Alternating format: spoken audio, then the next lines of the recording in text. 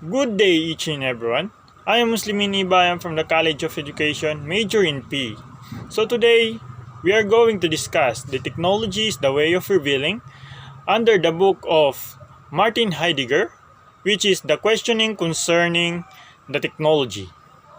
Before we proceed to our main topic, which is the technology, let us know first the background of this philosopher, Martin Heidegger. Martin Heidegger, born in Baden, educated at Freiburg in phenomenological tradition of Husserl, and became private docent at Freiburg in 1915. He is professor at Marburg in 1923 and professor of Freiburg in 1928. In 1933, openly positioned himself in favor of further Hilter. What is technology according to Heidegger? In his book, The Questioning Concerning Technology, he gives in fact three main answers to that question.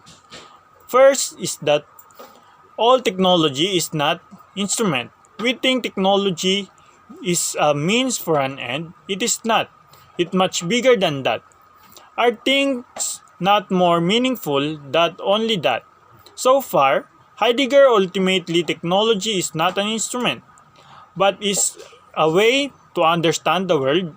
Modern technology is not seen as helping to come into being, but in sense, Heidegger says it's forcing into being. The second one here is that technology is not a product of human activity. We think we make technologies. In fact, technologies came from somewhere else. According to Heidegger, there is something wrong with the modern technological culture we live in today. In our age of technology, reality can only be presented as a raw materials, as standing reserve. This state affairs has not been brought by humans. The technological way of revealing was not chosen by human. Rather, our understanding of the world, or our understanding of being, of what it means to be, developed, brought the ages in our time. Being has the character of technological framework from which human approach the world in a controlling and dominating way. The last here is the technology are nice and convenient to have, but in fact they are dangerous, and not just a little bit dangerous. Technologies are the highest danger. This technological understanding of being, according to Heidegger, is to be seen as the ultimate danger. First of all, there is the danger that humans will also interpret themselves as raw materials. Note that we are already speaking about human resources. But most importantly, the technological will to power leaves no escape.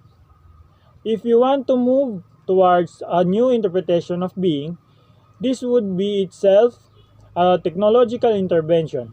We would manipulate our manipulation, exerting power over our power of exerting power, and this would only reconfirm the technological interpretation of being. Every attempt to climb out of technological throws us back in. The only way out of Heidegger is the will not to will. We need to open up the responsibility of relying on technology while not becoming enslaved to them and seeing the manifestation of understanding of being. Techne, Greek root of technology. Discussing techne, the root word of technology, he observes that it encompasses both activities and skills of the craftsman, but also the arts of the mind and fine arts, and conclude that techne that belongs to bringing forth. To poesis, it is something poetic.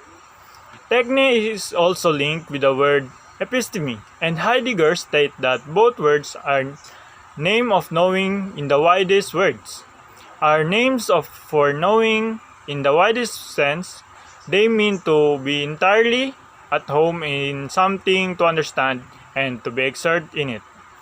How can technology be a way of revealing?